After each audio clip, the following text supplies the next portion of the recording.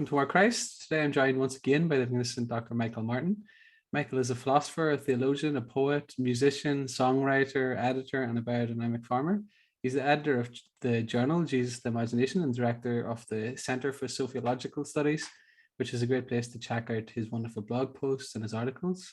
Today we'll be looking at his sublime new book, Sophia in Exile. So just first of all then, can you tell us a little bit about the title and the theme, Michael, and what does it mean to say that Sophia has been in exile?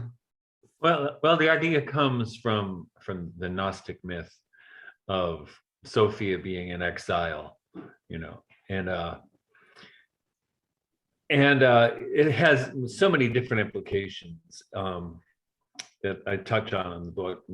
For one thing, that wisdom or chokmah in Hebrew was actually literally sent into exile at the reforms of King Josiah, and which is when some of the Israelites or Jews left the Holy Land and went to North Africa and took their veneration of wisdom with them, which is where the wisdom books were written, for instance, right?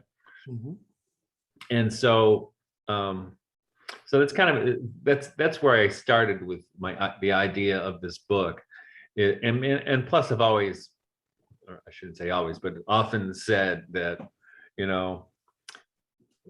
this experience of the Sophiological, it feels like Sophia is in exile. It's like the wisdom of God is in exile, but it's actually, we're the ones who are in exile. Mm-hmm. And it's when we kind of become aware of or attentive to the Sophiological in the world that Sophia, in a way, wakes up, even though Sophia's not the one who's asleep. We are, right? So in the book, I point to the Gnostic Hymn of the Pearls and kind of an example of this. The Hymn of the Pearl is this great story, great fairy tale that's appended to some versions of the Gospel of St. Thomas. And in the story, this boy is sent from his father into Egypt, and he's supposed to retrieve a pearl that's being guarded by a dragon. But when he leaves, he's given the warning: don't eat the food of the Egyptians.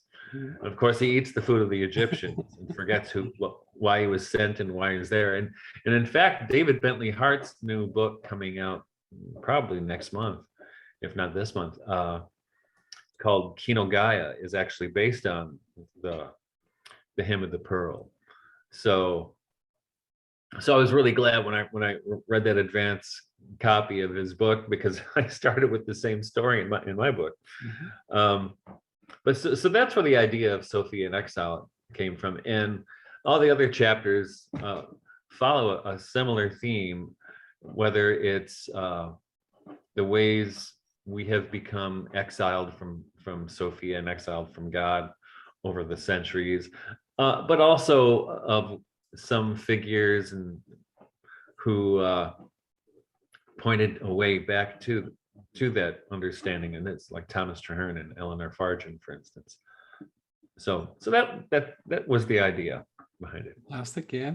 And then I think a powerful symbol that you evoke in the book is the fire at Notre Dame.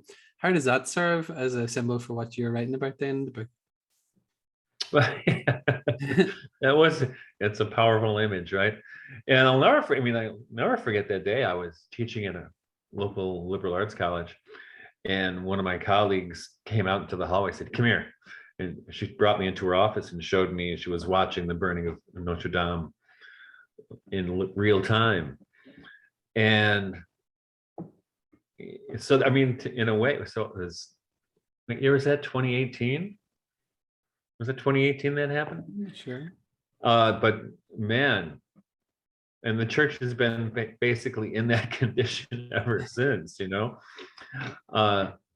think it was a fitting metaphor for that. There's a crisis in the church, and that the burning of Notre Dame, to me, seemed representative of that. It's like, and I compare it to St. Francis, when he heard Christ tell him to rebuild my church, and Francis thought he meant Saint Damiano, but God had other things in mind. And I mean, I think the church is at a crisis point right now. It's, you know, it's to be rebuilt or just die completely, I think. So I think so that's part of what inspired that. And, you know, I'm been really attentive to the story of St. Francis ever since then. You know, actually my whole life, but especially since the burning of Notre Dame, it's really lived with me. You know, and I tell the story in the introduction that when St. Francis and his companions went to Rome, and the cardinals said, "Well, what will be the order? What will be the rule of your order?" And he lifted up the book of the Gospels, and they said, "No, it's too hard. People tried it already. Nobody can do that." You know, and I think that's still the case. It's still the case. And what then, aside from that destruction of the fire that we're using as a symbol, what have been some of the harshest consequences maybe of our loss of Sophia, either within the church or even outside the church in the dominant kind of secularist culture, if you want to call it that? Well, I think, I mean, this has been going on for a long time. In fact, when I wrote or when I published Transfiguration, and the subtitle is Notes Toward the Radical Catholic Reimagination of Everything, I almost took the Radical Catholic Reimagination of Everything out of the subtitle, even though by that point a lot of people had identified my work with that phrase. But that was right around the time the McCarrick thing broke. You know, and anybody who's been trying to be Catholic for the past 30 years has had to deal with that time and time again, and the complete ineffectiveness of the hierarchy to do anything about it. You know, it almost seems like an indifference to doing anything about it. You know, so and I think that's part of why I wrote the book is, you know, can we come to an original participation in this, the Catholic idea, and for me, more and more, the Catholic idea has less and less to do with the clerical orders that seem to me have just, especially over the course of the pandemic, kind of indifferent to the plight of common Christians. You know, I mean, people just who need the church, and the church hasn't been there for them. You know, so it's kind of depressing. So it's kind of I was kind of radicalized even more than usual in writing this book. Yeah, and it's actually something I like about your work generally, and maybe even sharpened in this most recent one then, is this desire to reach out for these marginal figures and trends within the Christian tradition itself. And I think even the way that you use the Gnostic myths is very orthodox, if that's the right way to phrase it. But I want to ask you, what is the kind of basic Gnostic mythos, and then why has it resonated with you so much in trying to retrieve this radical Catholic reimagination of everything? Well, there are so many variations on this Gnostic mythos, but the basic idea is one of exile and return, or forgetfulness and remembering. And like I mentioned with the Hymn of the Pearl, the idea that, you know, you've been sent here on a mission, but we forget while we're here. What were we sent here for? I mean, I think this is true for everybody. And I actually, for years, I've used that story for one of my philosophy classes and teaching college students. And they relate to it because, you know, they get to college and they forget why they were sent there. You know, they get into partying or whatever else, and they don't know who they are anymore. And you need a reminder. And So the Gnostic myth is really good in that way, but also what I think is really relevant in Gnostic mythologies is this idea of the simulacra, or that everything we see is false. It's not reality. And how do we get to the real reality? How do we connect to that? And where is God, right? And I think if you look around at Western culture right now, it's a Gnostic hell world. It doesn't make any sense. It's not related to any reality, whether you're looking at transactivism, or all kinds the ideas of marriage and what's real. They're all so bizarre and so disconnected from reality and from truth that and the thing is, if you voice any concerns about it, you get canceled, right? And it doesn't even make any sense. But yet we live in this reality that is non-reality. And so the Gnostic myth, the idea was to have the gnosis, or the knowledge that about what is real, right? And the Gnostic myth was really about knowledge about God. Now I've never part of one of the Gnostic takes on things is that creation itself is evil, right? Which I don't buy for a second, but I do buy that the world is evil, and I don't think creation is evil, but I think the world that's available to our perception filtered through social media or mass media or whatever, politics, is certainly evil and not real. So that's part of what attracted me to that, and who's really wonderful at drawing on that mythology in his fiction is Philip K. Dick, who, he's kind of crazy, but what makes you think God doesn't talk to crazy people?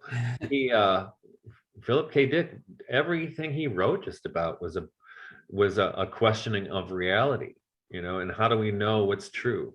How do we know our memories are really our memories? How do we know that? How do I know that I am a self? Where does my identity come from? Is it something that's projected onto me? Is it something I have assumed by the people I associate with, or what is my reality, right? And the only way to find your reality is to find your reality in God. And but I don't live in a world that dismisses the idea of God, and then you're kind of trapped. You're trapped, and that's what for the Gnostic myth, the material world is a trap, and it makes you forget who you really are. And something that you are helping us to remember is the central importance of the divine feminine. I want to ask you about why that's vital, and how does this contrast with, say, that modern transgender ideology, anti-male feminism, and some of these new shibboleths? Well, in the Gnostic myth, Sophia is a figure, and it's definitely borrowed or inspired by the Sophia of Proverbs 8, for instance, who is God's companion in the creation. But in the Gnostic myth, she's exiled, right? And she forgets who she is. She forgets who she is, and she has a son who's the creator God, who thinks he's the creator God because he can create, but he's also deluded, right? And then she's asleep, and then she has to be awakened by Christ to return. And so that's part of the divine feminine. That's central to this myth. And so in going, and here's an example. I was actually talking about this with students yesterday. I had them read this essay by Julia Kristeva. It's called Stabat Mater. And it's a beautiful, beautiful essay. And a part of it is a kind of a psychoanalytic reading of the relationship, of the Virgin to God the Father and God the Son and God the Holy Spirit. And kind of also traces a historiographical tracing of how that has manifested through different times in church history. But it's combined with a kind of poetic meditation on the vocation of motherhood. And when we read this with the students, I said, the first thing is talking about, and this is written in 1985, how even then some avant-garde feminists were diminishing the role of mother and of maternity. And Kristeva was kind of pushing against that. And I remember said to the students, isn't it just so weird to read this right now when the whole idea of maternity is almost being erased from polite company, right? Where no longer you can't say mother, you have to say birthing person. Is that seriously? Right? So, and I think the sophiological, requires us to acknowledge biblical gendered typology. Because it gets reality. It's what's real, and I think we talked about this before in Genesis, when God says, "Let us make man in our image, male and female," and he's talking to Sophia, right? And I think if that had been foregrounded as it should have been throughout church history, I think we could have avoided a lot of these troubles with the transgender agenda. That I think, in a way, the seed for that was planted in the minimization of the divine feminine through Christian discourse through 2,000 years. With rare upheavals, where it was brought back into awareness, like for the 12th century, for instance. And then, Michael, where do we see this divine feminine rightly ordered? And then somebody that's really appealing to me more and more by the day through your influence and through the influence of other people, like the Footnotes to Plato channel on YouTube, is Steiner. So I was wondering, how does Steiner, for example, help us in this respect? How does Steiner do what? Help us in this respect of returning to reality and appreciating the proper place for the divine feminine and the order of the sexes and so on. What does Steiner? Now, Steiner, his great gift, I think, is in practicality. Especially in farming, for instance, but returning to nature and attending to the rhythms of nature, right? Attending to that, which is what you're working with as a biodynamic farmer. You're working with the rhythms of nature. You're working with, whether it's the growth cycle of plants or of animals, and their relationship to the cosmos. And that's, really, farming in particular, it's a heavily feminine activity. Most of the animals on a farm are female. You don't have too many male because of gender typology. You have too many bulls or too many boars on a farm, you're asking for trouble. So it has to be managed, and so there's a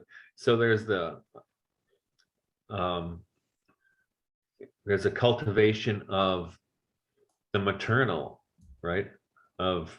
It's accentuated in a farm. The maternal aspects. Especially for us, we're on a dairy farm, and when you're milking every day, right? You're attentive, you're really plugged into that rhythm as well. And and that's one of the things Steiner was, and even with beekeeping, he was getting away from the kind of industrial, what has become the industrial and mechanical way of dealing with animals and farms, and treating farms as spiritual entities, as beings, right? That are related to the farmer and the environment and the animals that are there. I mean, it's a little cosmos.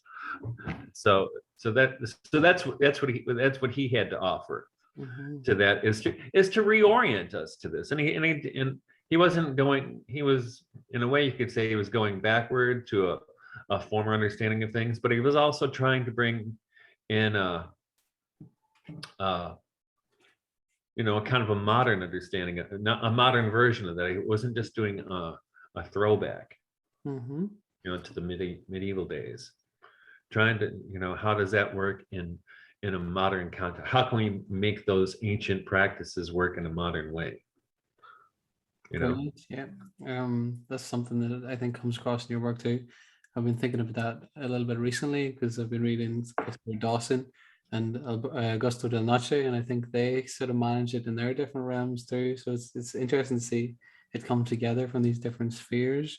But another person you mentioned then, Michael, is Terence Malick alongside Phil K. Dick, and you look at how they convey the deep truths of Sophia wisdom. And I want to ask you what speaks to you most forcefully in their bodies of work then, and if you want to, even since you've covered Dick, if you want to talk about Malick or... Okay, well, I think Malick is, in fact, speaking of the Hymn of the Pearl, his film, The Knight of Cups, uses the Hymn of the Pearl as a scaffolding. It's good. So it's all of a sudden it's all over the place. But in his film, The Tree of Life, for instance, it's very sophiological. But it doesn't, and it's sophiological because it tends to the rhythms of life.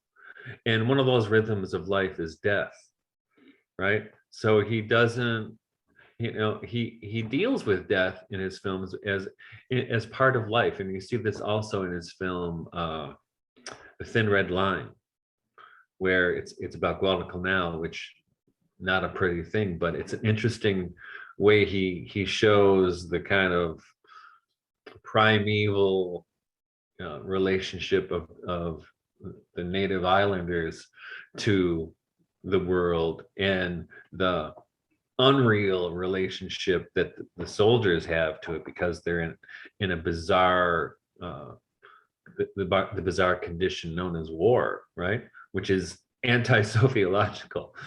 But still, even in that context, beauty can shine through, right? Like the end, if you've ever seen the film, at the end of the film, we hear a soldier in voiceover, and one of the things he says is, how does he put it? Be through my eyes, or something like that. All things shining, right? All things shining.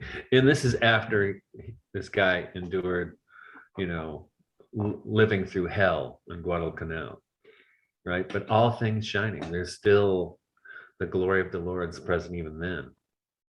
It's a matter of perception, right?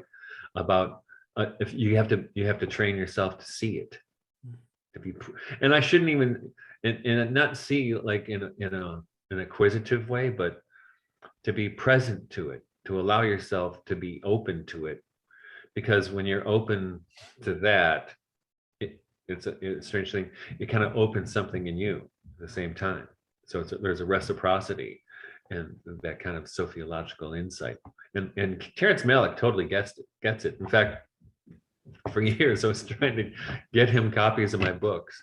So I wanted to say, this is kind of like the literary version of what you do in movies, because he really seems to nail it for me. Yeah. I mean, he really gets it. Amen. And something that I think we've spoken about before, and you've shown great insight into is the sociological structure of marriage. I want to ask you a little more about that as you delve deeper into it in this book, and how Okay. does it contrast then with some of the modern secularist conceptions on one hand and the more crude church conceptions on the other hand. And you mentioned things like Jean-Paul II's theology of the body, too little too late. And would you like to speak a bit to that? So, with John Paul's theology of the body, right, which I think was a day late and a dollar short. I mean, it's a good idea, but it was, way too late. Because through church history, and I grew up in the 1970s, going through Catholic school, and in the West, I mean, in the entire church, actually, West and East, that the clerical order, or the religious life, we can call it, was held as the exemplar. And if you can't live up to the exemplar, you can get married. You know what I mean? Which is like, it's like the consolation prize or something, Yeah. And I think was totally wrong. But even though in actual teaching, everybody knows that that's not how it's supposed to be, but that's how it works out, or at least how it worked out for decades and centuries. So that's kind of unfortunate, and I think the church had. I mean, we have a lot to unpack, and that's why I think Sophiology could be the salvation of the church, because it offers what's been missing. It offers what's been missing, and it's healthy. I mean, it's not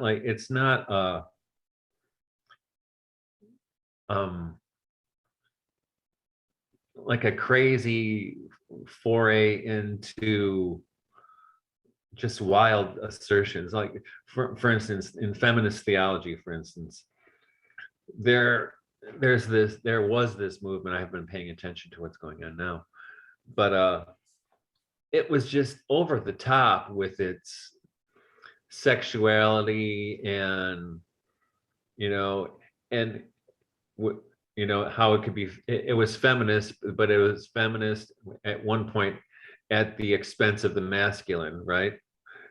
God's a woman, and on the other hand, there is also, with the feminine, with the woman priesthood. It really wasn't arguing for a female priesthood as much as it was a gender neutral priesthood, right? So, and we have enough trouble with that kind of thing, but I think, so a lot of these sins or problems we see in the culture at large, I think, were born in the church, but by in unexamined or unthought through theology, Mm-hmm. and I, especially as far as the feminine goes, I quote in there from Paul Evdokimov, who quotes the fathers, who debated whether or not women had souls. That's understandable in the context of late antiquity and Neoplatonic philosophy. In the Symposium, women are deemed inferior to men, so love between two men is therefore superior to a love between a man and a woman, because men are better, right? Makes perfect sense. But I mean, is that not where we're at, in a way, in the popular culture right now, right? With the erasure of maternity and of the feminine, because it's the irony of it is it's women who are being erased. And another element, I think, that's most important that you get at in this book brilliantly then, Michael, is the play between Eros and Caritas, and bringing them back together and having them reintegrated as God does. I want to ask you about that and how that's expressed in the Song of Songs, and which you say is like a Christian Kama Sutra. Yeah. Well, it is. I mean, just one great experiment is to read the Song of Songs with high school kids. Mm. And you can read the whole thing in a sitting, right? And the kids are like, whoa, I had no idea. Why is this in the Bible? And the history of the Song of Songs is that to not read it as it actually reads is to force some kind of allegorical reading on it, which is okay, but if you can't read it as the picturing the sanctity of the love between a man and a woman, and that was not the standard reading in Catholic or Orthodox circles forever, then that's pathology. I mean, really, you're talking about an unhealthy situation. And that's one of the things, and I probably went off too long on that in the book. In the history of the Song of Songs, and when publishing first, when after the Gutenberg Revolution, more versions of the Song of Songs showed up in popular editions than any other book. I think 120 and 150 over the course of 75 years. That, and people were not just reading it because of the allegory about God and the church. Right. Excellent. And then what role do the troubadours help in appreciating once again this element of the divine creative play? Yeah, well, in the troubadours, right, so that comes with the miracle of the 12th century, where Saint Francis shows up, and the veneration of the Rosary and of Our Lady shows up. Gothic architecture shows up. Light is let into the church, and the troubadours were pursuing the beloved lady in terms almost like one would approach the Virgin, right? But also, and this is what I'm arguing in the book, is that, if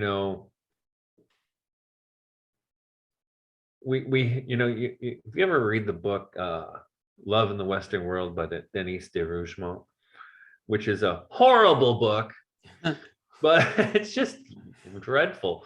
And it's dreadful because it's a long attack on Tristan and Isolde, how it's against marriage because they fell in love for love, not as love as marriage as part of your duty to your family, right? Or arranged marriages. And we know, I mean, anybody knows anything about arranged marriages and talk about all the promiscuity that went along with those situations. I mean, the crowned heads of Europe, they all had arranged marriages and they all fooled around. But here with the troubadours,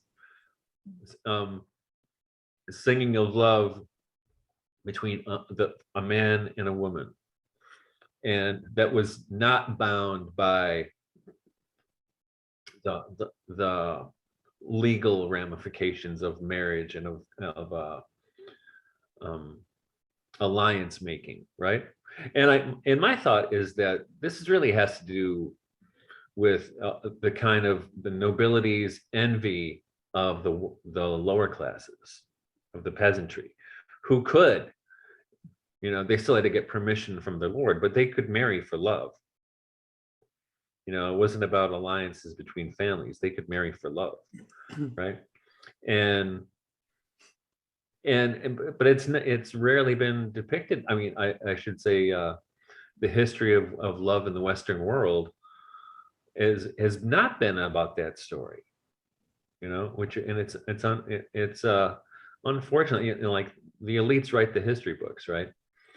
The elites write the history. So they just like the monastics in Catholic and Orthodox circles, the monastics call the shots. So when they call the shots, you better believe they're gonna make the celibate life look like the prize, and married life look like, you know, it's for people who can't cut it. Yeah, unfortunately so. And somebody else you mentioned then, Michael, is Swedenborg, who I think is a fascinating character. And you quote Czeslaw Milosz in describing it as this anti-Hegelian vaccine, which I think is Yeah. brilliant. Would you like Good to time speak for vaccine jokes, right? would you like to speak to his insights maybe? And Yeah. I think Well, it's hard. He doesn't really explain what he means with his anti-Hegelian vaccine, but what I assume he means is, you know, the Hegelian dialectic, right? You know, thesis, antithesis, and synthesis. You know, so you could have the celibate, married. What's the synthesis? You know, Swedenborg blows that up because, you know, he suggests that not all marriages, but, you know, true marriages do persist into heaven. And Father Jonathan Tobias, who I quote him there as well. You know, he's an Orthodox theologian right now. He says the same thing. You know, so and we'll and you know, because we get the take on marriage that you know, in heaven there is no marriage, right? Where everybody's married to everybody. That sounds horrible. You know, is that how why does it have to be like that? You know, but also that's another way that marriage is denigrated. When the Bible starts with a wedding and ends with one, right? Mhm. So is Mary, I mean, God is using Mary. I mean, he's pointing to something, I think, there is that there is a spiritual truth in marriage, and it's not just that the marriage, you know, between man's soul and God, that's part of it, but that same reflection in the relationship of man and woman, right? That's so profoundly important, and I think you can tell, you know, how as the way this has been, this image has been tarnished in especially over the last decade or so, right? You know, I mean, it's certainly hard to create a Christian marriage, you know, a mystical marriage, but we don't really have that many models for it, and it's not really encouraged all that often, right? We don't that it's not it's there's no one's writes anything about this in theological context. I can't think of one person outside of Berjaev and Swedenborg. I mean, but they're kind of outliers, right? Mhm. But no mainstream theologian even touches it. Aye, unfortunately so. Thankfully, as you say, Father Tobias has offered some insights in that respect. And Father John Burr, for example, has offered that both are forms of martyrdom, which I think is better, and he does a lot of good. But I think your work actually fills in some holes that I think are still in his theology in that respect, especially as it pertains to Eros and its a central theological place, which I think is important because as I read different Greek theologians, say Metropolitan John Zazulus, there's this anti-biological notion within them, and you see it, I think, in John Paul II as well. Yeah. But I think that what's important about your work and some of these more recent insights is that marriage is not only ontos, it's telos, and the aim of life, it's zoe and bios. And how do you see then those two coming together as distinctly theological, building on Aristotle and as I think came across in the book, but also both in Christ and how he's making all things new. If that makes sense. How Eros and Caritas? How we bring those together? Yeah. Well, I think, I mean, it goes back to Plato, right? I mean, Plato, you know, talks about Eros, desire. It's what draws us out toward the other, right? And for Plato, it's ultimately, all that desire leads to the ultimate desire, which is the desire for God, right? Or for truth, or whatever you want to say, how you want to phrase it. And I mean, well, why else are we so enamored with beauty? Right? And I don't just mean the physical beauty of the opposite sex. I mean, there's an Eros in right now I'm looking out in the field across the road from my house, and the trees are all in color.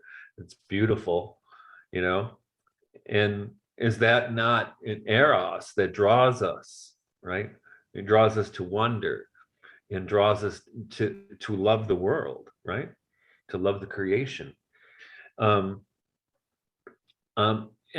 I think, and that's, I mean, gosh, I mean, but I think what happens, I don't think this was the case in Christian culture. If you look in village culture in the Middle Ages or things like this, or through the early modern period, there was a lot of celebration of fecundity, whether, in May Day celebrations or other kinds of things, right? Which is, or when they had hand fasting, right? So, which brought people, which encouraged young people to fall in love, right? That's, the world must be peopled, right? And I think if you look back through history, the theologians, they were talking to each other. They weren't really addressing the peasantry. And the peasantry, they weren't interested in those theological questions about Eros or things. They were actually living it out. They were, whether it's through farming, oh my goodness, talking about Eros, right? Planting seeds. I mean, it's such an erotic activity, or breeding animals. It doesn't get any more erotic. Well, it's not exactly erotic, but that kind of Eros rules the world, right? Makes everything work, makes us attracted to our spouses, and that's where the children come from. I mean, those are all beautiful things, but for some reason, and this happened in theological circles through the Middle Ages and even earlier, but even after, especially after the Reformation, then a kind of guilt or a shame accompanies it, right? Where Milton, I mean, I think John Milton was trying to figure this out himself. Unfortunately, his wife hated him, but John Milton, in Paradise Lost, before the fall, Adam and Eve form the conjugal union, but they don't treat each other, they don't look at each other like pieces of meat. But after the fall, they do look at each other like that, which is kind of an interesting point for Milton. But for a lot of theologians, the power of Eros is terrifying, and the power it has over people, and plus people, it's a hard thing to learn how to discipline, which is why I think it's the only proper place to harness the energies of Eros is in marriage, because and you've been married for a couple months now. Month. Yeah. I've been married for almost 30 years now. My experience and understanding of marriage is that if people enter into marriage and are not willing to be changed, it's not going to work, right? Marriage is constant change of both partners, they change each other, and that was and going over the long haul of our marriage. That's what I think I learned the most, is that, and that's why I use in the book I use the example of the ballad Tam Lin, where the fairy lover she captures him, but he keeps changing form. First he turns into a fire, then he turns into a molten lead, then he turns into a wolf, then he turns into a bear, and then he turns into a lion. But he keeps saying, well, keep holding me because I'm still your husband. And if you keep holding the person as they're going through their changes, at last you hold your beloved in your arms, right? But so I mean, so it's there's a desire to contain it, right? To not, and it's understandable, right? There's one school of thought that the reason it's contained and there were so many taboos attached to it is because procreation is the property of God. And so when human beings participate in procreation, we're touching the things of God. So when you touch the things of God, you're unclean, and you need to be purified afterwards.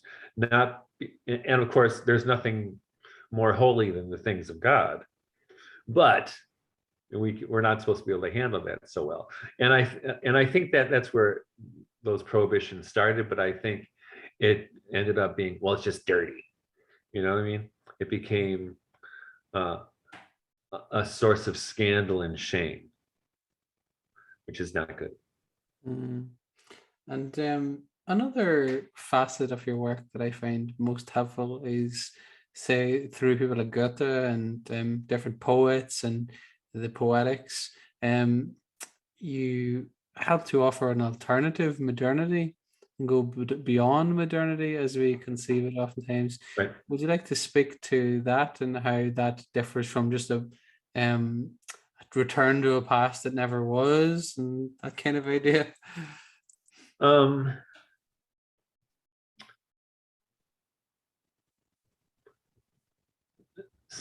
Ask me again. Put it in different words. So, how do people like Goethe offer an alternative modernity rather than some traditionalists, as it were, who would like to return just to the pre-modern? Or that makes sense. If that makes sense. Because this alternative modernity is or we could call it a poetic metaphysics too, is actually attentive to what is present before one, right? And there's a temptation to try to retrieve something, whether it's through a traditionalist, idiom or whatever it happens to be. But what I think Goethe, and this is Steiner too, what they offer, what Thomas Traherne offers, is the ability to attend to what is before one and to see it clearly and see it as it is, right? And this is so Goethe, it's Goethe's phenomenology, and it also filters into the phenomenology of Husserl and Heidegger, who also come to these kinds of religious insights, because, and for Heidegger, it results in care, right? Care for the other, right? Genuine concern, right? And it's a kind of knowledge, you get to that kind of care or knowledge in the way that when in the Bible where Adam knows Eve, right? So he knows her intimately. I mean, of course, the knowing there is implied sexually, but it's not just that. I mean, to know somebody is to that kind of inner intimacy that you cannot get in other ways. And I think you can, the poets show us how to have that relationship to the world. Wallace in particular, Goethe, even the Romantic poets. So Henry Vaughan, you see it in him, is they offer us a kind of window into the world. In Thomas Return in particular, he offers us a way of seeing. How he offers us instruction in sight, in vision, and it ends up, it's a kind of a mysticism that's not crazy, because there are certain kinds of mysticism just sound, it's crazy stuff, you know.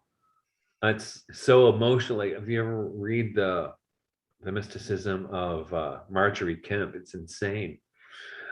Just it's unhinged and not mentally healthy. But on the other hand, Traherne has this kind of mysticism where you enter the kingdom as a child again, and it's not complicated by all this emotiveness or hysteria. It's and Eleanor Farton does the same thing. It's entering into the world, and it's in where you say with God that and it was good, right? Where you see the goodness of the world. Amen. And what is this Harmonia Mundi that you describe in the book, Michael? And what are some of the literary and theological portrayals of this kind of harmony, and how have they helped you live a more flourishing life then? Yeah, the harmony of the spheres, or the harmony of the world. So my favorite example is from Shakespeare's Pericles. It's a really wonderful play. What happens with Pericles is he loses his wife and child at sea. He is just torture. He lives a life of absolute torture after he loses his wife and his child. And then he later in the play, he comes to this town where, unbeknownst to him, his daughter, who had been sold as a prostitute, has turned everyone to virtue by her goodness and her music. And they bring her to him because he's like catatonic. He can't even communicate with anybody. He hasn't cut his hair in decades. And what happens is they bring him to her, and she looks like her mother, and so he's already kind of taken aback, and he hears her story, and he realizes this is his daughter. And as he's coming to this realization, it's really, if you ever see the play, it's not a dry eye in the house when this happens. But then he hears the harmony of the spheres. He says, List, my Marina, the harmony of the spheres. No one else can hear it, but he hears it. And the idea, and this was in the Renaissance, but it had been present, since the dream of Scipio, if not certainly earlier, that when a soul was in tune with the universe, the soul could hear the harmonies of the spheres, because the idea was that they had no idea of gravity, so they thought that the planets traveled on crystalline spheres. And if you have these crystalline spheres, different sizes, they're going to have different sounds, right? It's just pure Pythagoras, right? And they would hear this, and it not only would it bring healing, but it would show that the soul was at peace and in harmony with the universe and with God.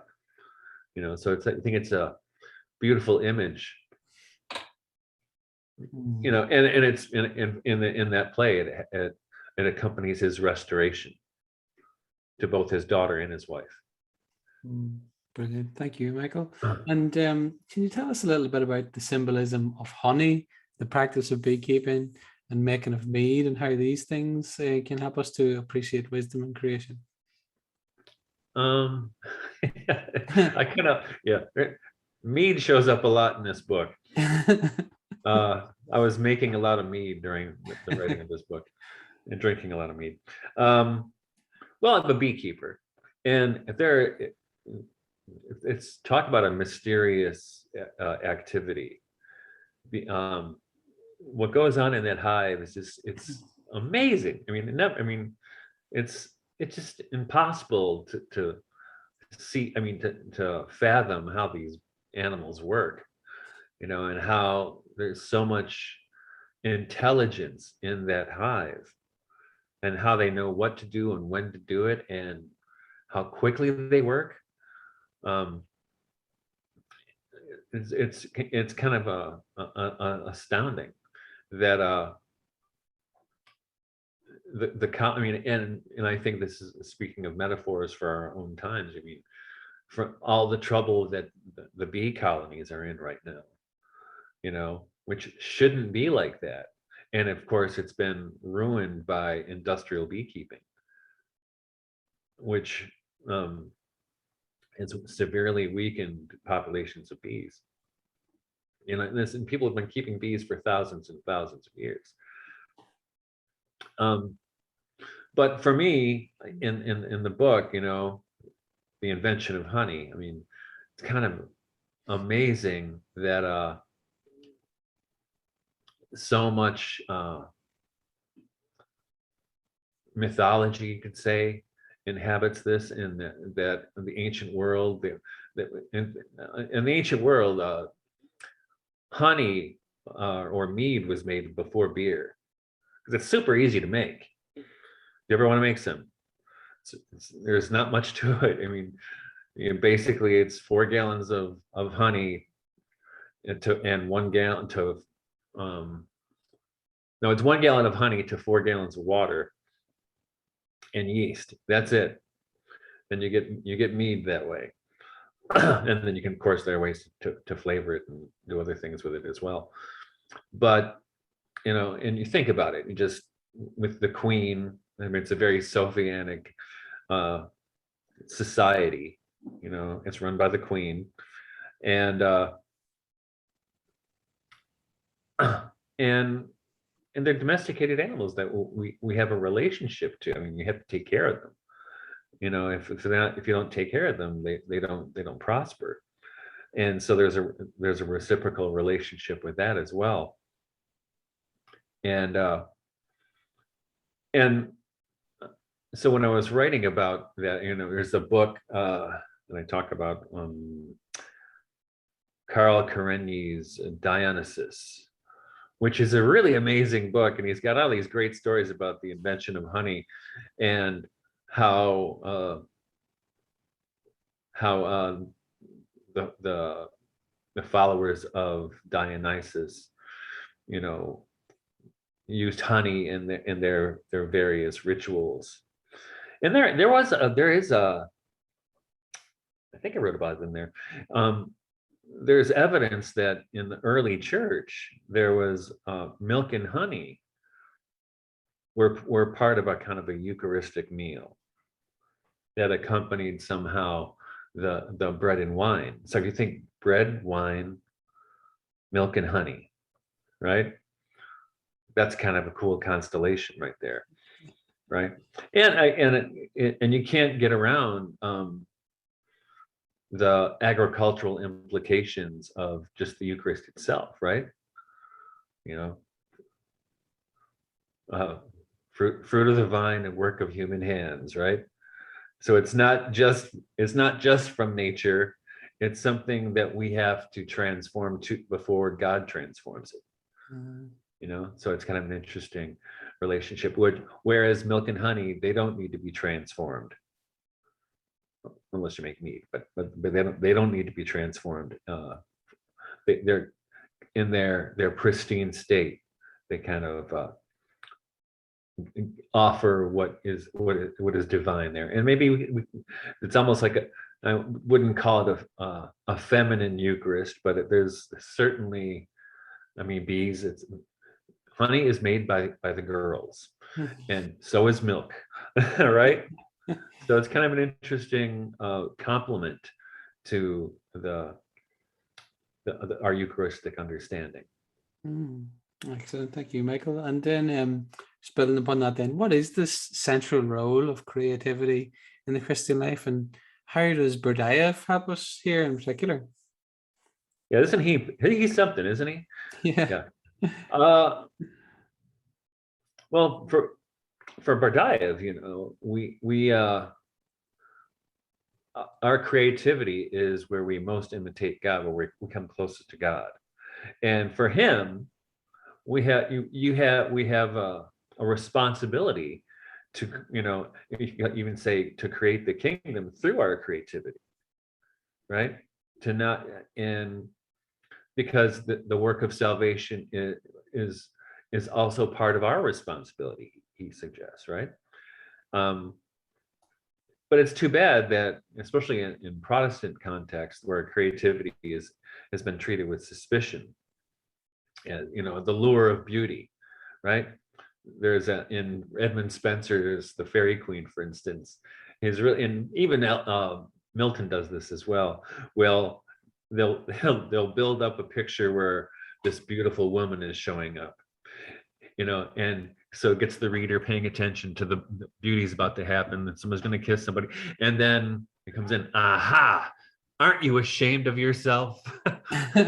So they set you up, you know.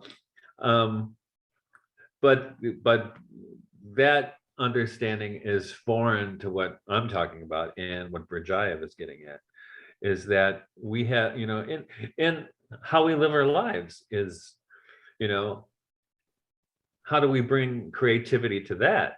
I mean, I think it's an important thing with raising children, or how you live your life, how you go about living. Those are important things, and the ways in which we can bring creativity to that. And I don't just mean, kind of clever, artsy kinds of stuff either. I mean genuine creativity, where you can tell when you do it. When in Berdyaev's book, The Meaning of the Creative Act, it's a long, but one of his most important books, one of his first books, and for him, and there's these creative acts don't just happen in the arts, they happen in philosophy, they happen in marriage, they happen in every domain you can find. You can bring the creative act to it, because you're participating in God's work in that way. And I think it's important, and it's really kind of driven so much of what I've done through my whole life. I mean, I definitely the impetus behind founding Jesus the Imagination is part of that as well. Glory to God. And what is reverie, as you describe it in the book, and how does that lend itself to the good life then, Michael? Yeah, well, there's a couple places where I draw on Percy Shelley, for instance, the Romantic poet, and also Gaston Bachelard. And for both of them, reverie is entering into that kind of state you had as a child.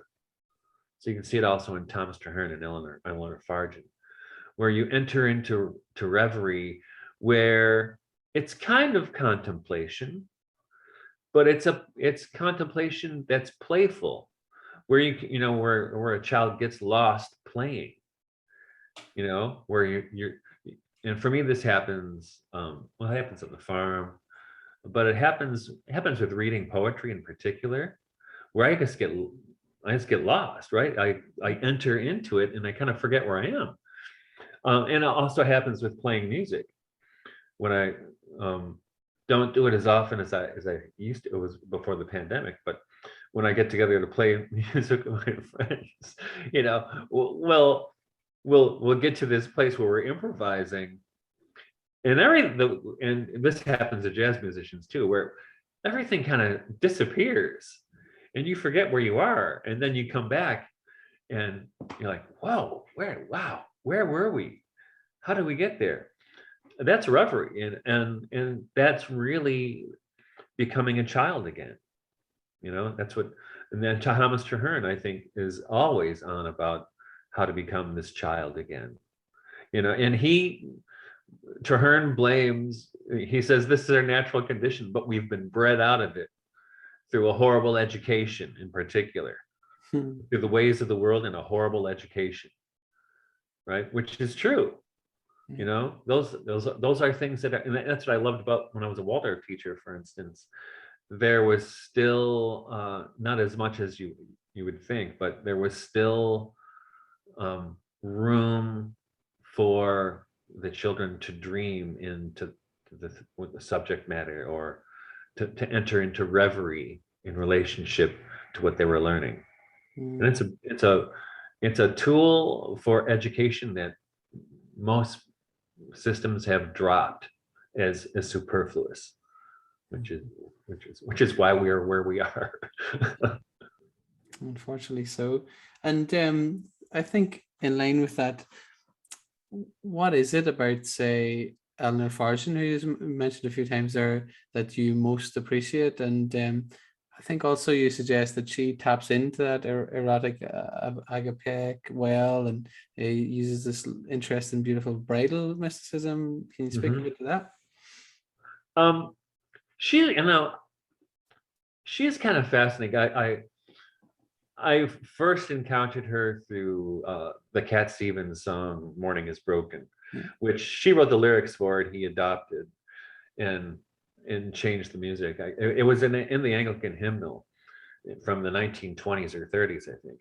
And she's kind of fascinating because she was writing all these hymns for the Anglican hymnal, and she wasn't even a Christian. She even wrote a book on 10 saints.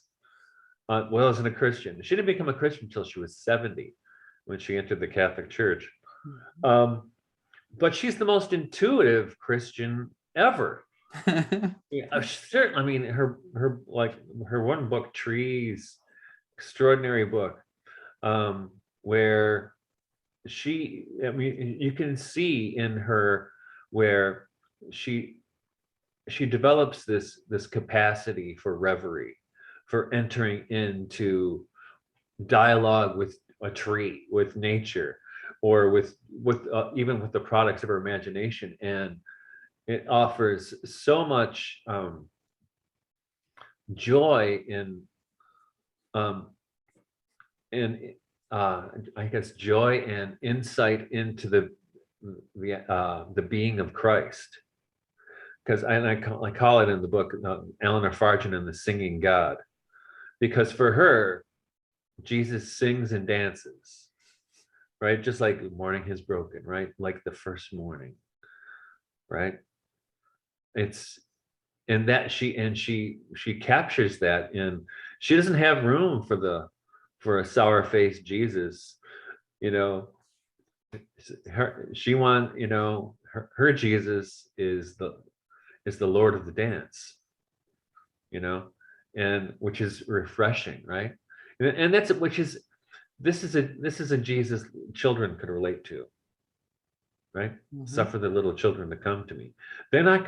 Children aren't drawn to sourpusses, right? To people who are depressed. I mean, because often, Jesus depicted as the man of sorrows, right? Right? That's not going to draw children. Yeah. And what kind of God do you want your children to know? Excellent. Thank you, Michael.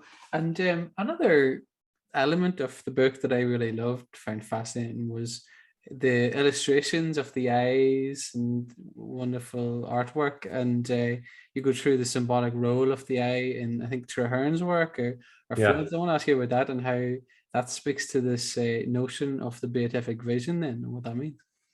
Oh, well, Traherne, one of he's got running metaphors he uses. One is becoming a child again, but the other one is the eye, and he plays on the homophone with I, meaning myself, right? With I, meaning the thing that enters, because the I is the thing through which the world enters into the child, into anybody, right? So it enters into it through the eye, and it illuminates my eye, right? So he wants to become all eye.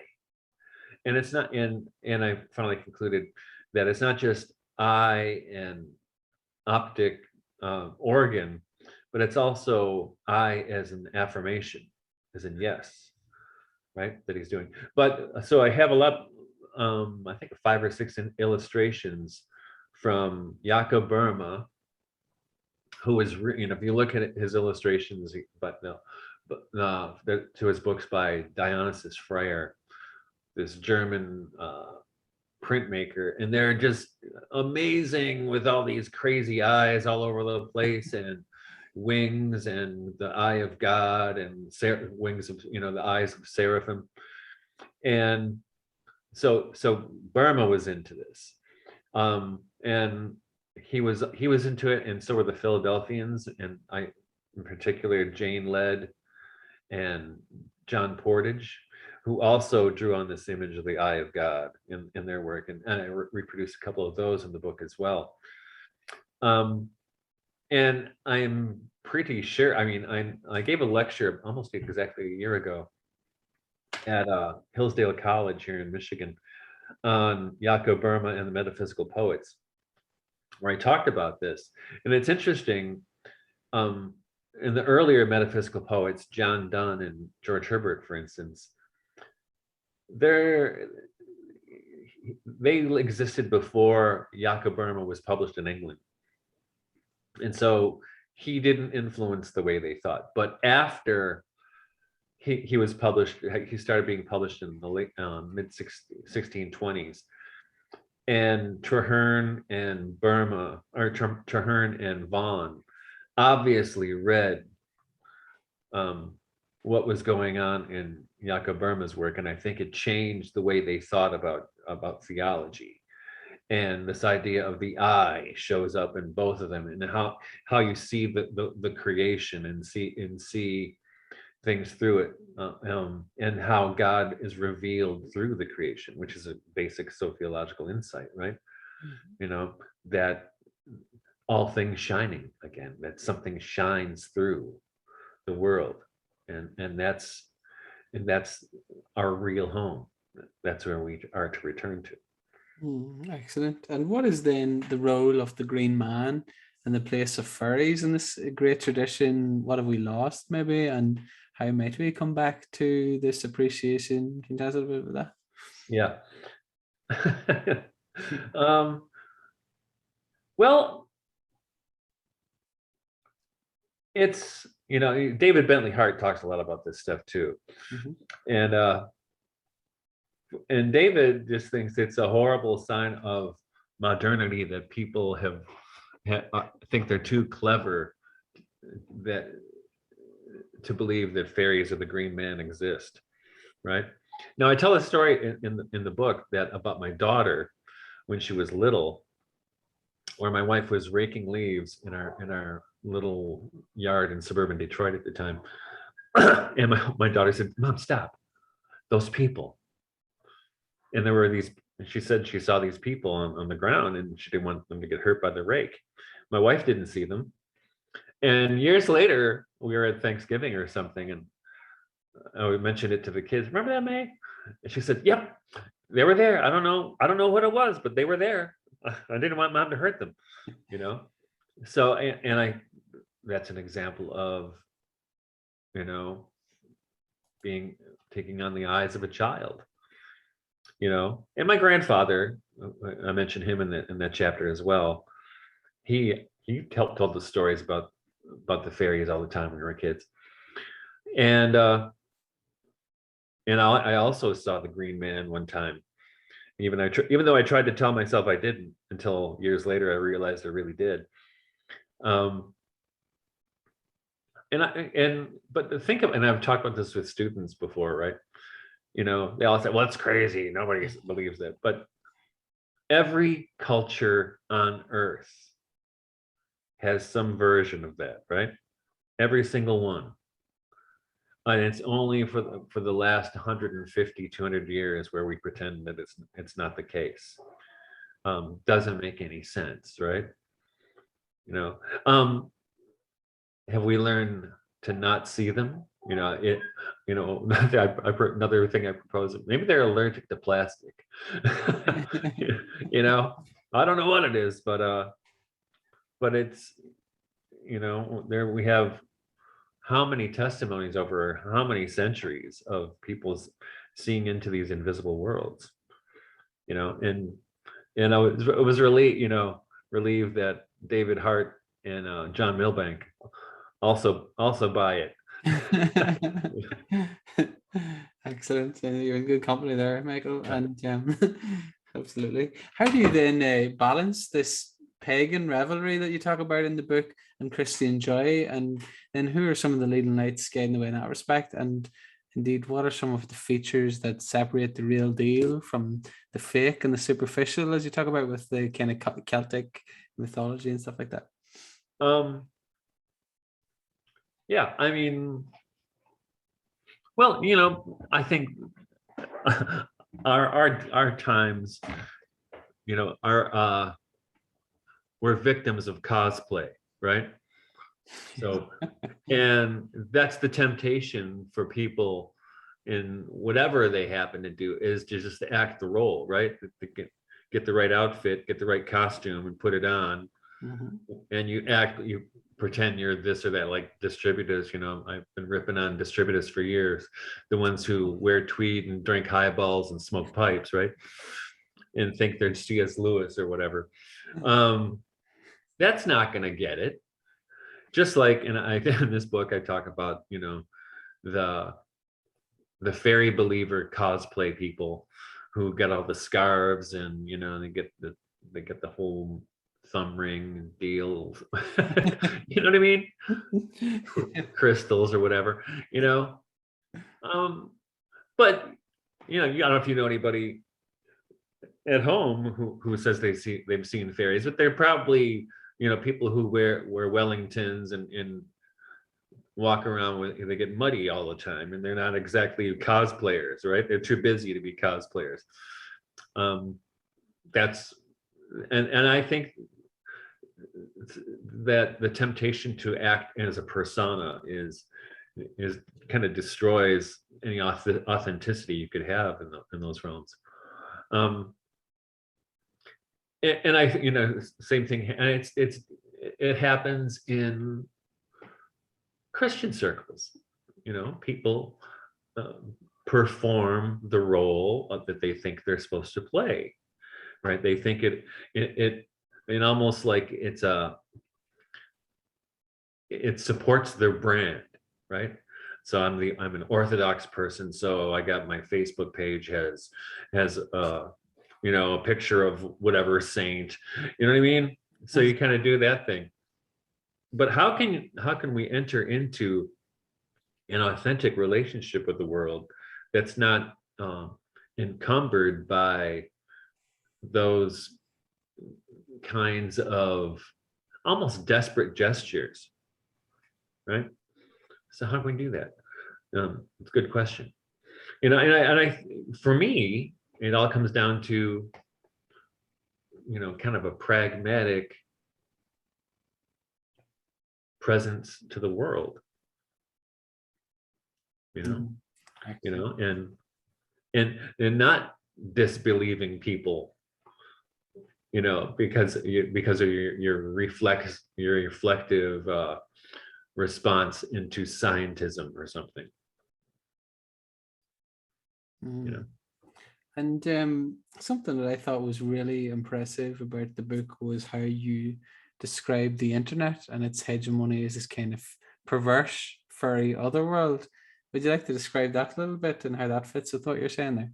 Yeah. So if we talk, say, the realm of the fairies, wherever they have, whatever that realm happens to be, right? And there are people who I would guess are pretty attentive to it. I quoted in the book from the really kind of magisterial study from the early 1900s, the Fairy Faith in Celtic Countries by W.I. Evans Wentz, which was written as his doctoral dissertation at Oxford, you know, which I don't think you get away with that now, but any one of the people he interviews there was A.E. George Russell, who apparently could see fairies pretty easily. Where was I going with this? Where was the question again? How the internet serves as this kind the internet, yeah. furry otherworld. So with that realm, there are people who I think enter into nature and discover a world beyond there, and that doesn't necessarily need to be only fairies. I mean, it could be people like Sergei Bulgakov, who experience God shining through nature or through art, or Sophia, you want to say. But with the internet, the danger is, we say, oh, I don't believe that, it's a world that doesn't exist. Well, the internet is a world that doesn't exist. It really doesn't exist, right? It has no substance, has no material substance. It's talk about a magical world, but it has all the appearances of substance. And plus, and like I mentioned earlier with the cosplayers, right? Then it kind of begs that kind of participation. The internet does, so and it's so easy to get lost in that place that doesn't really exist. So it's like a it's a anti-fairy other world, or or a Gnostic kind of alternate universe. And I think with people and with the transhumanist movement, right? They're trying to turn that into a reality where people could be permanently trapped in that realm. Seriously, I mean, that's frightening, but that's diabolical, right? Ultimately. Absolutely. Thank you, Michael. And something that you talk about a lot later in the book is this symbolism of the Grail. I want to ask you about what you find most fascinating about the symbolism of the Grail, and what are some of the key takeaways then for the church that we might understand? Yeah, well, it's a puzzle. I mean, this is something that's puzzled people for centuries. And I think what happens, we're just talking, is that in one way, people, since the Grail is never clearly defined, what happens is then people are able to project their own idolatrous perceptions onto the Grail, right? Onto the space that holds, a glittering generality, right? It can mean anything. Which, I mean, I'm, and I love the Grail literature. I mean, I really do. I'm not too crazy about Galahad. He's just too perfect, right? I just can't relate to him, but I can relate to Parsifal, who's a screw up from the beginning. Yeah, this is my guy right here. And I mean, and there are so many iterations of that story and attempts to connect it to something holy. And I like the idea of the Grail as the chalice that caught the blood of Christ, right? But I think there's a danger to getting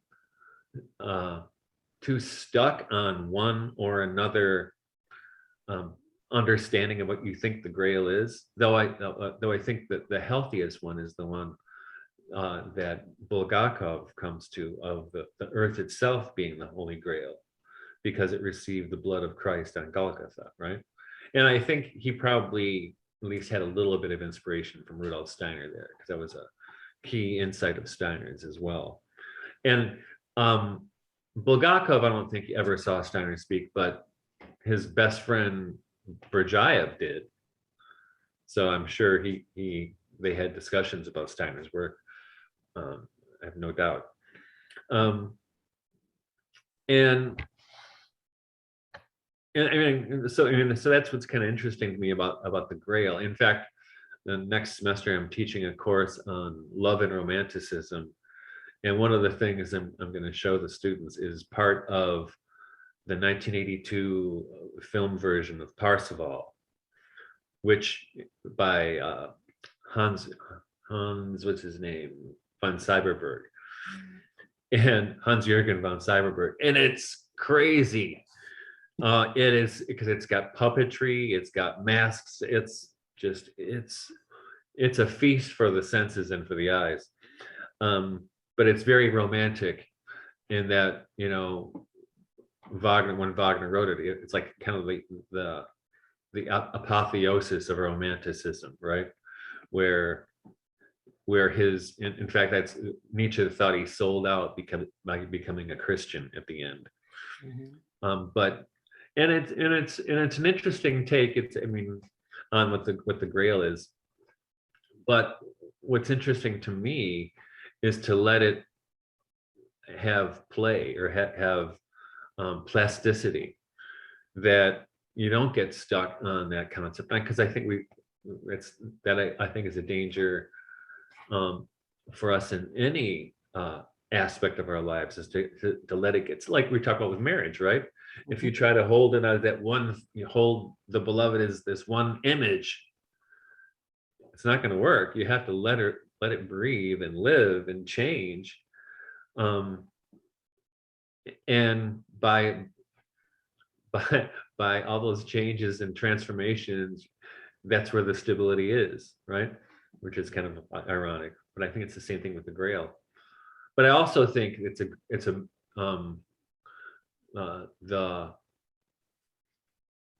the Morte d'Arthur by Thomas Mallory, with the death of Arthur, or the once and future king, right? It's kind of, I think, of the church in those terms, like going back to what we talked about in the beginning, is that the once and future church, because Mallory's text is just, it's in a way, it's a great read, it's wonderful, but it's permeated by melancholy, by doom. It's an apocalypse, right? The end is coming, and even the Holy Grail can't save anybody in Mallory, right? And it doesn't save anybody in Tennyson's Idols of the King. It doesn't save anybody. So and there's no salvation. There's only the promise of salvation at the end of Mallory's book. But I think what happens with King Arthur after he's grievously wounded, that and he's taken to the Isle of Avalon by 3 queens, right, to be healed of his wound. And I think, to me, that's a Sophianic image of the church where it is right now, that it needs, that it's being taken on a barge to the island of Avalon to be healed by the feminine. And that's where I kind of am with that. Yeah. Thank you, Michael. And in a later chapter, The Rosary of the Philosopher, it feels really candid and quite meditative. I was wondering what moved you to include that essay, and what do you hope that readers will appreciate in sharing a little of your perspective then? Yeah, that one. Well, my original plan was to write actually a more standard chapter on the Rosary. Mm-hmm. But then it was, gosh, maybe it was right around Easter this year that I decided I would write it as a lyric essay or a prose poem. And I don't know if you noticed, but basically it's 5 decades. And so I have various things I repeat and various images I bring in. So I took things from a gardening encyclopedia on the rose. In fact, there's one part about, in fact, I have it right here, if I can find it.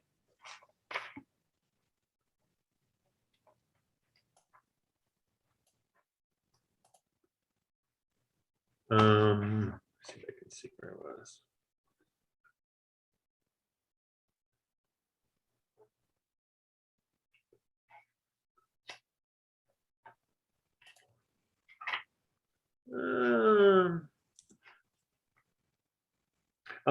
This wasn't from a gardening encyclopedia. The eggs of the bee are perfectly round and very small, being only about 1/8 of a line in diameter. In the ducts of the ovarium, they are arranged together in the form of a rosary. Which, when I found that, I was like, "Whoa, that's really cool." So it combines, things from beekeeping manuals and a rose, what do you call it, a horticulture encyclopedia, but also there's autobiographical elements in there, mostly about my wife and our relationship going over 30 years now.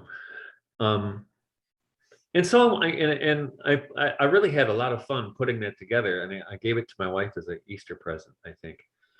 It also has elements from the legend of Saint Dominic and the discovery of the Rosary, and all kinds of things mixed up that I was trying to create, I guess, a contemplative meditation on the Rosary that's not the Rosary, but uses the Rosary as the model. It's kind of a template. So I don't know if I was successful, but it was fun to write. Fantastic. Yeah, thank you, Michael. And I want to ask you also what a bit more about Berdyaev, and what's the place of eschatology in Berdyaev, and this kind of going back and forth between Eden and the eschaton, and how does that free us then from more worldly timescales and some of our cruder concerns that we might live with? Yeah, well, the chapter on Berdyaev, I was originally invited to write that for a Russian journal. And like, you're asking an American to write about a Russian philosopher? So, all right. But, and I'll take the challenge, right? And I've been really interested in Berdyaev since I was a college student.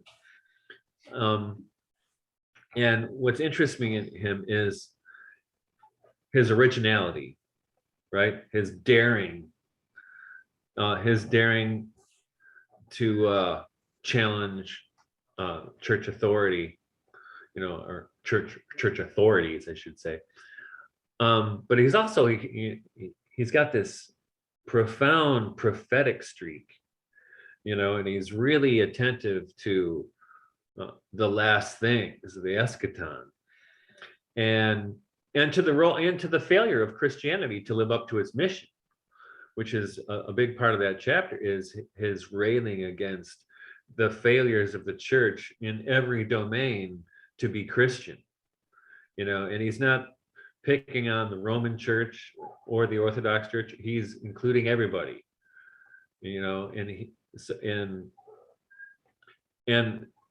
there, to me, he's super inspirational in that he doesn't flinch from saying what's difficult to say about, especially, you get a lot of people right now in what we call the post-Christian era, right? Well, it happened because of this, because of secularization. It's not my fault. It was the secularization, right? And he's like, no, it happened because you failed. That's why it happened, right? Yeah, if the church failed, that's why it happened. Don't make excuses about secularism. When we had been Christian in the first place, this wouldn't have happened. It's our fault that there is such a thing that as a non-Christian, right? Well, I really couldn't do it. I was busy at work or whatever, right? And that's what I think he offers us. And he, he points, how does he put it? Toward the end here. The future depends upon our will and upon our spiritual efforts. This must be said about the future of the entire world. The part to be played by Christianity will certainly be enormous on condition that its old fictitious forms are left behind, and that its prophetic aspect is revealed as the source of a different attitude toward the social problem. Yeah. Boom, right? Amen. He's right too. Yeah. He's Excellent. right. And what are some of the distinctives of his philosophical sophiology then, Michael? And what would the new Middle Ages, as he describes it, look like? Or for yourself or for Berdyaev?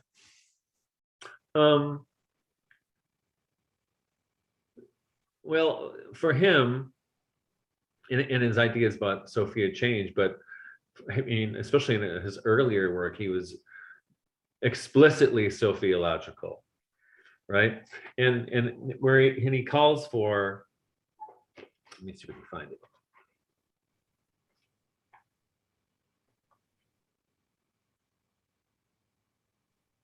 He says, Sophia moves all true philosophy. At the summit of philosophic consciousness, Sophia enters man.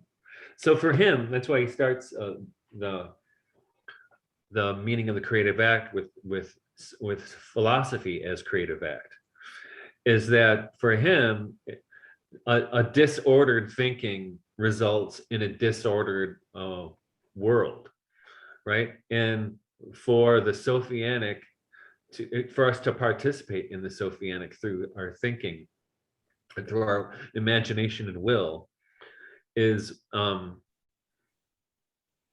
that opens, right? And that's where I think the source of his fearlessness is. And if I have it, fearlessness, that's where I get it too, is that this ability or this gift, which I think anybody can attain this gift through the proper dispensation toward thinking. I think this is why Steiner does it as well. Is that proper disposition toward thinking and toward honestly seeing that doesn't get, this is what you don't see in Berdyaev, he doesn't get checked in his critique of the church because he's not a priest, right? Bulgakov is in many ways a superior intellect to even Berdyaev. They were close friends, but Bulgakov was a priest, and he was constantly dealing with archbishops and metropolitans breathing down his neck about his ideas, right? So there's a kind of self-censorship that happens there, even though he doesn't always self-censor. Berdyaev never self-censors, and he doesn't even care if he's wrong, right? Yeah. And I think that's, and I think he would say that where so many things have gone wrong with Christianity has been because of power structures, mostly bishops, but not only. Power structures compromise, tainting the message. Like earlier when you mentioned St. Francis before the cardinals, right? No one can live by that. It's the gospel. Oh, who are you kidding? Too hard. Pick something easier, right? So I think that's what happens. People get into cushy jobs, cushy government job, cushy ecclesial job. You got to protect. Yeah, I worked hard for this. I'm not going to let go of this now, right? And Berdyaev was one of the great figures in not buying that for a second. Brilliant. And how does his central emphasis on theosis then help steer us away from the temptations and lesser gains of those maybe more banal existences that you're hinting at there, or the kind of dominant technocratic order? Well, for him, it's an open question still, right? I mean, he believes in theosis, but on the other hand, things don't look too good, do they? Right? And he was writing a lot of that in the aftermath and during World War II. So he knows he has to be hopeful because all things are possible through Christ, right? But on the other hand, it doesn't look too good. So there's a kind of tension there for him, in him, that tension. And I think, for him, he was, even back in the 1930s, he was really concerned about the encroaching technocracy, right? Back then, that's even before television, right? Certainly, we have a lot to be worried about right now. We're in a post-Christian era for sure. I mean, I still have faith in the transformative power of the kingdom, but it doesn't look good. Doesn't look good. I was thinking with the pressure that all over the world, of the technocracy coming toward, will there be digital passports and all this kind of stuff, right? all those things that are being proposed right now seem to be bad news for the Sophiology business. They really just, I mean, I'm thinking, wow, it's going to be really challenging to do what I shouldn't say to do what I do, but, to run the farm. I think we could live outside of that world for much more comfortably than most people. But, when all that stuff's going on, and I think Sophiology offers an antidote to that.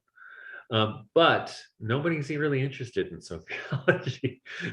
There's not really people, certainly in the church. I was hopeful for a minute there when Pope Francis wrote Laudato Si, but he's proved to be a tremendous disappointment. I heard, I don't know, I haven't been able to check it out. I heard the Vatican, of all places, just hosted a conference on transhumanism and the World Economic Forum. So I don't know. I mean, I don't know where things will go. I mean, when I wrote the Submerged Reality, the last sentence was that, Sophiology is the future of Christianity, because if it's not, while we have this technocracy, and that's not good. I mean, that's inhuman. It's anti-human, and I think that's where it seems most people are headed. And I think, I don't have a lot of readers in my books. Though the readers I do have seem to be pretty enthusiastic. People who get it seem to really get it, and so it gives them hope, gives me hope, that gives them hope. But I don't know. I don't. The world rejects such a worldview. Thank you. Thank you so much for playing your part anyway, Michael. And yes. you gave me hope, and I appreciate your book. I appreciate your time and our conversations that we've had together. And I hope God continues to bless you with your work and your life over there in Michigan. And I want to ask you next, if I may, just before we go then for this evening, is there anything else that you're working on now, or that you feel the passion to do in the future that you'd like to share? No, my plan was to work on a book of poetry, which I probably will start, but I've been for the last month or so, we've had to finish up a lot of jobs on the farm, which they're just about finished now. So, and I haven't thought about bigger projects yet. I mean, we'll see where it goes. And then where can viewers or listeners find out more about you and your work then, Michael? Well, just check in with my website, the Center for Sophiological Studies.com. And I actually have been a little slow. I haven't posted anything for a couple of weeks, which is why I've been so busy. But I should get back into the saddle very soon. Fantastic. Thanks again, Michael, and God bless you. Thank you, Mark. Nobody can stop me. I'm going there. Don't you want to go too? I'm going